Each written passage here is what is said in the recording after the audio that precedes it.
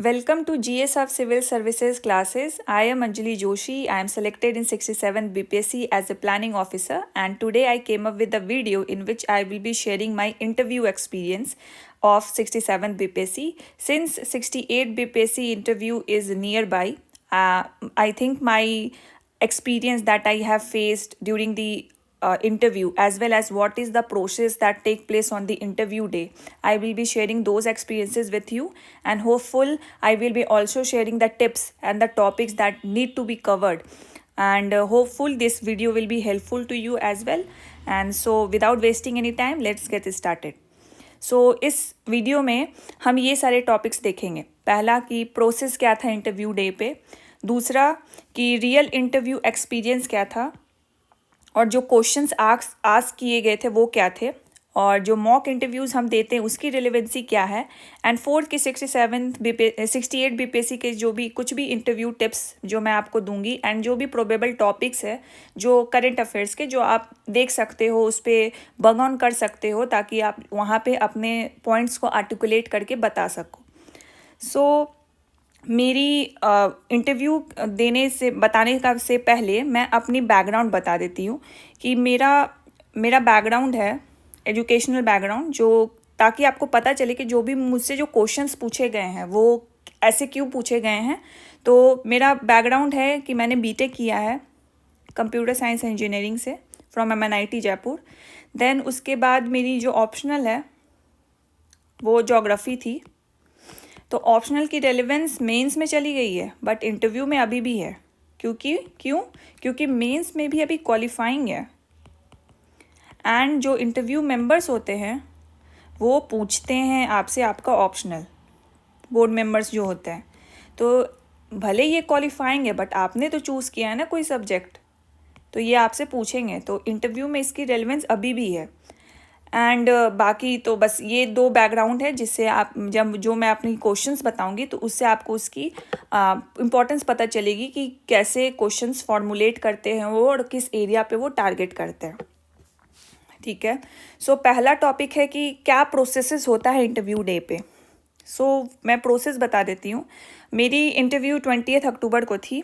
तो सबसे पहला प्रोसेस यही होता है कि आपको 1 से 1.5 घंटे पहले वहाँ BPSC ऑफिस, जो BPSC की जो कमीशन है वहाँ पे पहुँच जाना होता है। देन उसके बाद वो क्या करते हैं कि रैंडमली आपको ग्रुप्स में डिवाइड कर देंगे। मान लो अगर उस दिन 50 बच्चे हैं तो जितने बोर्ड मेंबर्स हैं, वो हमारे टाइम पे 6 बोर्ड्स थे, ठीक है। और हर बोर्ड का नाम दिया हुआ था रिवर के बेसिस पे।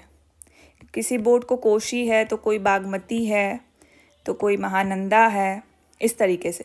एंड ये रोटेट होते रहता था। मान लो कि मोस्ट ऑफ यू अवेयर की दीप्ति मैम जो हैं वो BPSC की मेंबर है, बोर्ड मेंबर है, ठीक है।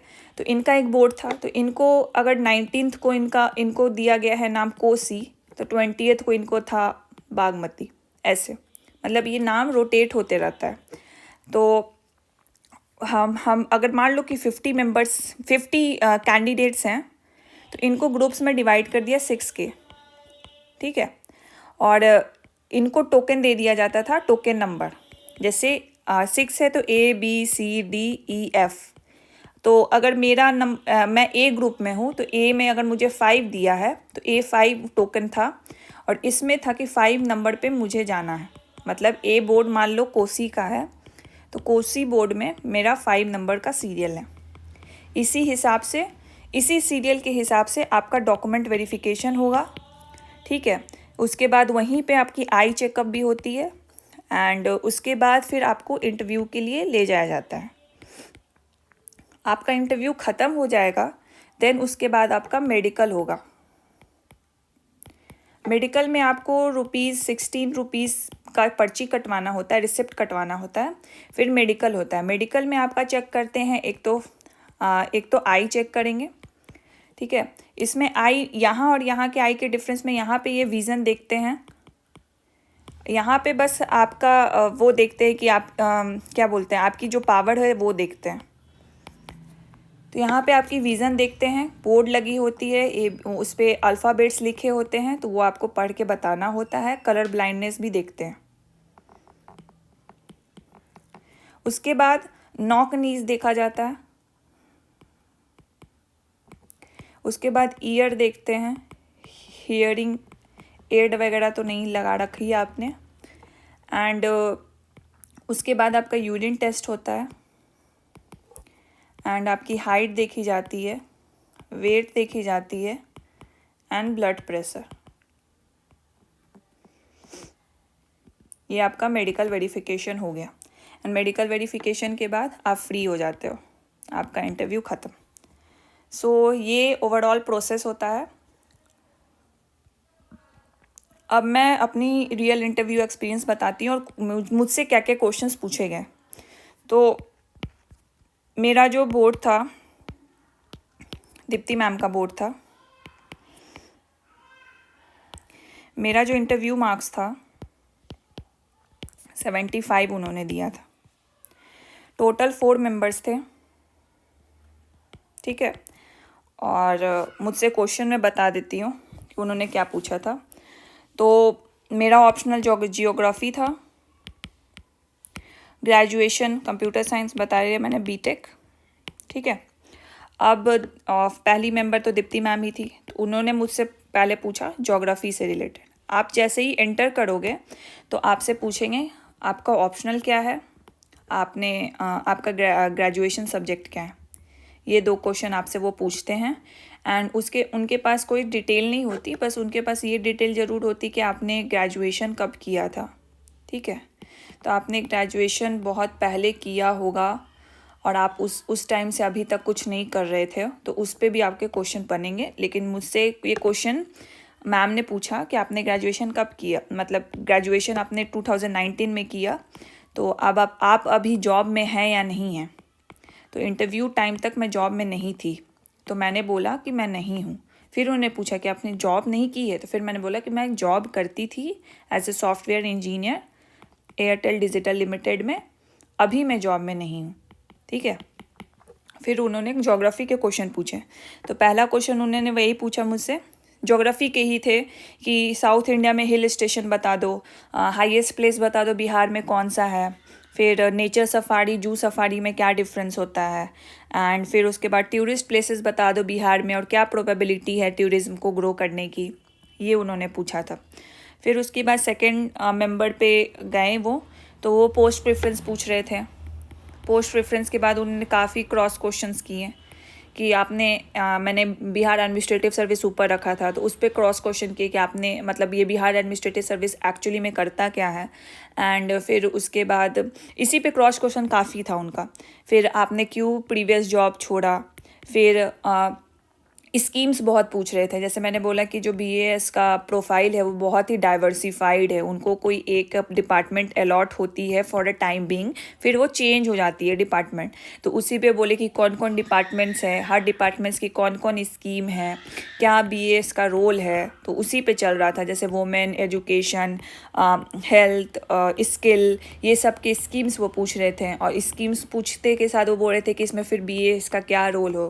तो यहाँ पे ये इनका बहुत क्रॉस क्वेश्चन वाला ही ये वाला फेज था जो मेरे मेंबर 2 जिन्होंने पूछा था मुझसे क्वेश्चन। मेंबर 3 ने पॉलिटी से पूछा, क्योंकि दीप्ति मैम का बोर्ड है, मैम ने तो पॉलिटी से नहीं पूछा, बट जब मेंबर 3 पूछ रहे थे मुझसे पॉलिटी से, तो मैम भी उसमें आ रही थी, वो भी उधर से भी क्रॉस क्वेश्चन वो कर ले रही थी। तो जैसे प्रेम्बल पूछा उन्होंने, फिर पूछा कि सोशलिस्ट डेमोक्रेटिक और वर्सेस डेमोक्रेटिक सोशलिस्ट क्या होता है, ये पूछा। तो इस पे मैं उतना अच्छे से बता नहीं पा रही थी क्यों, तो उन्होंने बोला कि आपको मतलब वो हेल्प कर रही थी और बता रही थी कि ये होता है वो होता है। तो फिर उसके बाद मेंबर 4 पे मूव हो गए। इन्होंने ज़्यादा नहीं क्वेश्चन पूछा था, 2 या 3 ही पूछे थे, अभी मुझे यही रिकॉल हो रहा है। मेंबर 4 ने फिर मुझसे पूछा, ये थोड़ा कंप्यूटर साइंस वाला जो था मेरा बीटेक, उससे रिलेटेड ही क्वेश्चन पूछे थे इन्होंने। तो इसमें इन्होंने पूछा कि जो अभी इंडिया में करंट स्टेटस है सॉफ्टवेयर एंड हार्डवेयर इंडस्ट्री का, वो बताइए आप। फिर उसके बाद इन्होंने पूछा कि हार्डवेयर रिलेटेड कोई रीसेंट डील किया है इंडिया ने। फिर उसके बाद सेमीकंडक्टर मिशन पूछा, उससे कोई भी डेवलपमेंट रिलेटेड है रिसेंट में वो पूछा। एंड फिर उसके बाद इसमें मैंने यूएसए वगैरह का जिक्र किया था क्योंकि सेमीकंडक्टर है। इसका कंट्रीज़ पूछा कि कौन सी कंट्रीज़ सेमीकंडक्टर के मामले में अभी टॉप पर है और आगे बढ़ रही है। तो मैंने यूएसए, ताइवान, नीदरलैंड ये सब बताया था। तो वो फिर यूएसए पे चले गए। तो फिर जियोपॉलिटिकल क्वेश्चन पूछने लगे कि इंडिया और यूएसए का जो रिलेशन है वो अभी स्ट्रांग हो रहा है, बट यूएसए को एज हम जानते हैं कि बहुत ही अपॉर्चुनिस्टिस्ट स्टेट है। तो इस पे मैंने बताया कि हर कंट्री अपने इंटरेस्ट को फुलफ़िल करना चाहती है। तो उन्होंने बोला कि इंडिया को वेरी होना चाहिए यूएसए से, मतलब यूएसए का जो भी स्टेप्स होता है उसको कॉन्शियस होना चाहिए इंडिया को। तो उस पे मैंने बताया। फिर उन्होंने इस पे मतलब इसी को मैंने एग्जाम्पल से सब्सटेंशिएट करने के लिए डिफेंस डील्स बताएं यूएसए के साथ। तो फिर उसके बाद उन्होंने डिफेंस पे पूछा कि डिफेंस एक्सपोर्ट क्या है इंडिया का, और इंडिया का डिफेंस एक्सपोर्ट तो कम है, लेकिन कहाँ पे ये बढ़ सकता है, मतलब प्रोबेबल कंट्रीज़ बताइए जहाँ पे ये डिफेंस एक्सपोर्ट्स हो सकती है इंडिया की। तो उस पर मैंने बताया कि हाँ कौन कौन से डेस्टिनेशन है, अफ्रीकन नेशंस हो गया, साउथ एशियन हो गया, फिलीपींस को हमने ब्रह्मोस दिया था। तो वो सब मैंने कोट किया डेटा। फिर उन्होंने बोला कि इससे रिलेटेड इंडिया ने कोई हाल ही में कोई इवेंट वगैरह या कुछ भी डील वगैरह रखी है। तो मैंने बताया कि हाँ डेफ एक्सपो था 2022 का, तो वो रखा गया था। एंड फिर उसके बाद दीप्ति मैम ने बोला कि थैंक यू अंजलि, आपका इंटरव्यू ख़त्म होता है, आप जा सकती हैं। तो यही था मेरा इंटरव्यू एक्सपीरियंस। तो टोटल मिला जुला कर मुझसे 16-17 क्वेश्चन पूछे गए थे, ठीक है। और टाइम जो था, टाइम एवरेज ऐसा ही दिया जा रहा था 12 से 14 मिनट। तो मेरा भी ऐसा ही कुछ गया था 12 से 14 मिनट। तो जैसा मेरा एक्सपीरियंस था, तो जैसे ये मेंबर 3 जो थे ना, ये वाला जो क्वेश्चन था इस पे मैं थोड़ा सा फंसी थी, बाकी मैंने अच्छा परफॉर्म किया था। तो ऐसा बोला जाता है ना कि दीप्ति मैम अच्छा मार्क्स देती हैं, तो वो देती हैं, ऐसा नहीं है, सारे सारे बोर्ड मेंबर्स अच्छा मार्क्स देते हैं। बट मेरा जैसा एक्सपीरियंस था उससे मुझे थोड़ा कम दिखा। मुझे लगा था कि 80 to 82 85 आ सकता है मेरा मार्क्स। तो उससे मुझे कम मतलब फ़ील होता है कि मुझे मिला था, क्योंकि मैं बस इसी क्वेश्चन में थोड़ा गड़बड़ाई थी। बाकी एज ए होल मैंने काफ़ी काउंटर क्वेश्चन को भी काउंटर आंसर किया था, एंड जो भी मेरा स्टैंड था वो मैंने प्रेजेंट किया था। एंड 6 मेंबर्स होते हैं, तो ये सब आप धारणा बना के मत जाना कि इस बोर्ड में मुझे मिल जाएगा तो मेरा अच्छा नहीं जाएगा, इस बोर्ड में मुझे मिल जाएगा तो मेरा अच्छा नहीं जाएगा। आप अपना कॉन्फिडेंस बना के रखो।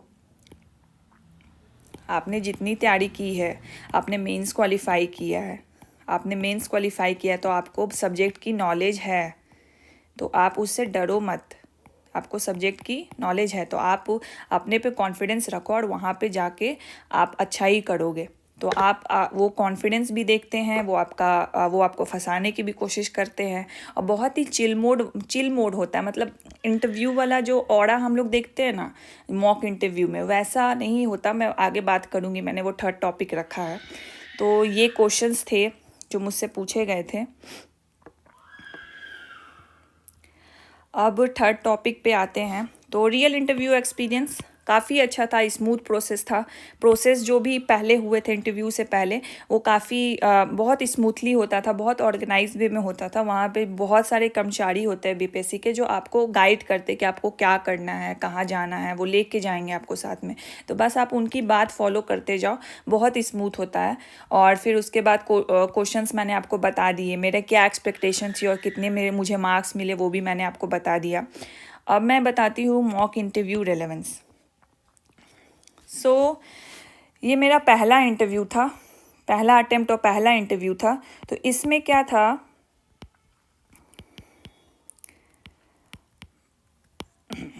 तो इंटरव्यू की जो रिज़ल्ट आया था मेंस का, उससे पहले ही मैंने इसकी तैयारी चालू कर दी थी। इसके तो रितेश सर के साथ मैं डेली मॉक इंटरव्यू सेशन रखती थी। मैं क्या करती थी, मिरर के सामने मैं बैठ जाती थी और फ़ोन पे रितेश सर होते थे, वो मुझसे क्वेश्चन पूछते थे और मैं आंसर करती थी। तो शुरू में मैं बहुत फंसती थी, मैं हाथ के मूवमेंट्स करती थी, वो धीरे धीरे मेरे कम हो गए थे। तो रियल जो ग्रोथ होता है ना, ये होता है आप घर में खुद प्रैक्टिस करते हो। जो रियल आप में जो चेंजेस दिखते हैं आप इंटरव्यू के, वो आप यहाँ पे होता है। और मेरा इससे काफ़ी बहुत बहुत हुआ। मैंने इनके साथ एक्चुअली 30-40 कर लिए थे इंटरव्यूज़। मतलब 10 मिनट 15 मिनट, कभी कभी 30 मिनट भी चला जाता था, तो ऐसे। और मुझे काफ़ी मज़ा भी आता था। और सर बहुत डाइवर्सिफाइड क्वेश्चन पूछते थे। तो ये मेरा बैकग्राउंड जानते हैं कि मैं सॉफ्टवेयर इंजीनियर हूँ, तो उससे भी क्वेश्चन पूछ रहे हैं, कंप्यूटर साइंस से भी पूछ रहे हैं, करंट अफेयर्स भी पूछ रहे हैं, एंड बहुत ही कॉम्प्रहेंसिव पूछते थे। तो इससे मेरा ज़्यादा इम्पैक्ट पड़ा है रियल इंटरव्यू में। एंड ये मेरा पहला इंटरव्यू था। तो ये था कि मैं सर से फेमिलियर हूँ, तो मुझे ये था कि कहीं मैं जो अदर पर्सन है उनके सामने कहीं मैं नर्वस ना हो जाऊँ। इसके लिए मैंने काफ़ी मॉक इंटरव्यूज़ दिए, काफ़ी नहीं, एटलीस्ट 5 दिए थे मैंने, 5 मॉक इंटरव्यूज़ दिए। तो एक मैंने दृष्टि में दिया था, एंड बाकी मैंने ऐसे ही जो चलाते हैं वो वही दिया था, जैसे आस्था हो गया वो दे दिया था, एडुटेरिया का भी दिया था। ठीक है। तो आप जो ये यहाँ पे ये जो वीडियोस आप देखते हो यूट्यूब पे, तो ऐसा कोई इन्वॉल्वमेंट नहीं होता, एटलीस्ट बीपीएससी में। यूपीएससी का मुझे आइडिया नहीं है। तो बीपीएससी में ऐसा कोई इन्वॉल्वमेंट नहीं होता। जो भी बोर्ड मेंबर्स होते हैं बड़े चिल मोड में बैठे रहते हैं। ठीक है। वो बीच में उठ के चले भी जाते हैं, अपना वो नाश्ता पानी करते रहते हैं। तो ऐसा कोई मतलब बहुत चिल रहता है। कुछ ऐसा नहीं होता कि बहुत वो आराम से बैठे हुए हैं, आपका वेट कर रहे हैं और आप जाओगे, फिर उसके बाद वो मतलब बहुत ही इंगेजिंग, और जैसे होता है ना कि बातचीत चल रही है, बेसिकली टॉकिंग चल रही है, बस ऐसा होता है। तो ऐसा कुछ नहीं होता कि एकदम वो सामने बैठे हों, आप पे क्वेश्चन दागे जा रहे हैं, ऐसा नहीं। बहुत चिल मोड में रहता है। आपको क्वेश्चन देख के लग रहा होगा कि अच्छा ये तो दृष्टि टाइप है या आस्था टाइप है, ऐसा कुछ नहीं होता है। एकदम सिंपल, वो आपसे बात करना चाह रहे हैं, आप बात करो, आप उनसे वो जो पूछ रहे हैं उनका आंसर दो। और बहुत ही मतलब इन्वॉल्वमेंट ही डिफरेंट होता है। मैं कैसे बताऊं कि ऐसा कुछ नहीं होता जो ऑरा सेट कर रखा है कोचिंग वालों ने कि ऐसा मॉक इंटरव्यू होता है। मॉक इंटरव्यू मैं अभी भी बोलूँगी कि आपको देना चाहिए।